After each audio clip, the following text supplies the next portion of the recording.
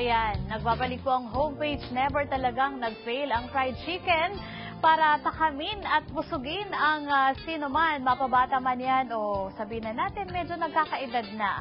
Ang paborito nating fried chicken, hindi na lang basta malutong, naging mas malasa pa ito dahil na rin sa bagong twist na inilalagay ng maraming kainan.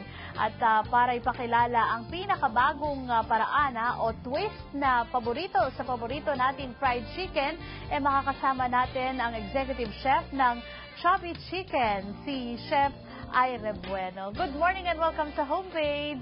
Good morning po. And good morning din po sa mga viewers po ng homepage. Ayan, napakabata nitong ating chef, kundi ako nagkakamali. 20 years old ka lang? 24 po. 24. Pero eto na siya, sumabak na siya sa negosyo. Sa loob ng maraming taon, ang dami ng mga twist na ginagawa sa fried chicken, mga tinatayong mga fried chicken restaurant. Bakit napapanatiling patok ang fried chicken sa masa? Sa tingin mo as chef? Sa tingin ko po, kasi ang chicken po, isa po yan sa staple food po nating mga Pinoy.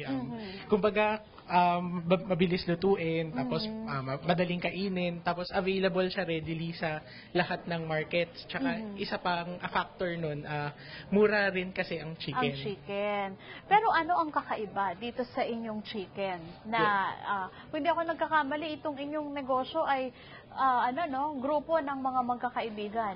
Yes po. And sa amin, sa Chubby Chicken po, bale, ginawa po namin ng recipe ng chicken. Patok po siya sa Pinoy.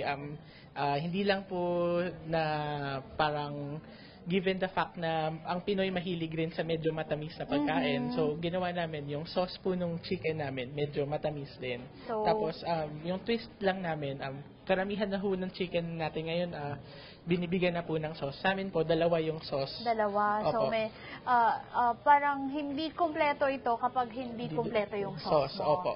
Ayan. So, hindi lang siya basta gravy. Pero curious lang ako, bakit chubby chicken? Given na po na itsura ko po, chubby.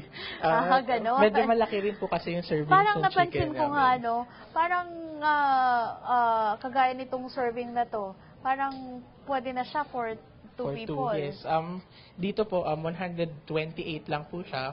Meron na siyang 4 na malalaking strips ng chicken. Tapos, nandun na rin po yung dalawang sauce, yung sweet soy glaze namin, tsaka yung garlic sauce.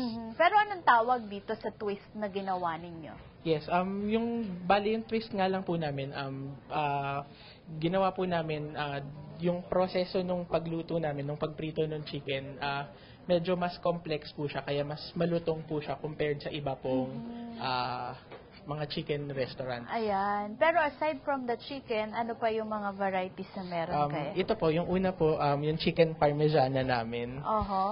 Meron po siyang meat sauce. May tomato meat sauce po siya, tsaka cheese sauce po sa ibabaw. Then, ito po yung tacos. Tacos. Actually, ito fish tacos namin.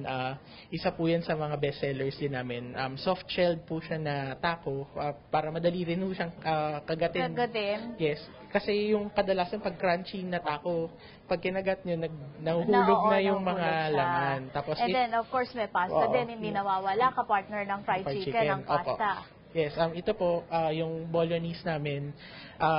Lahat po nung mga items namin sa restaurant, gawa po mismo sa restaurant. Hindi po kami nag-outsource. Ayan. So, at tapos ito nga yung inyong famous chicken. Yung chicken strips at saka yung chubby chicken, yung 2-piece na chubby chicken namin. Okay. So, maraming salamat for gracing us this morning at naipakilala mo itong inyong mga produkto. Thank you po. Para po sa mga viewers, visit nyo po kami sa Unit 1B, Savor Residences Building sa Katipunan, and follow us po dun sa Twitter at Chubby Chicken PH, and like us po sa Facebook, Chubby Chicken PH din po. Ayan. So, yung ibang kapartner mo, chubby din? Hindi naman po. So, sa'yo isinunod talaga. Anyway, thank you very much, Chef Ire Bueno ng Chubby Chicken. Executive Chef po siya. Up next, madiskarteng tips sa Trivia of the Day. Lahat ng yan sa pagbabalik ng homepage. Gusto natin itong tao.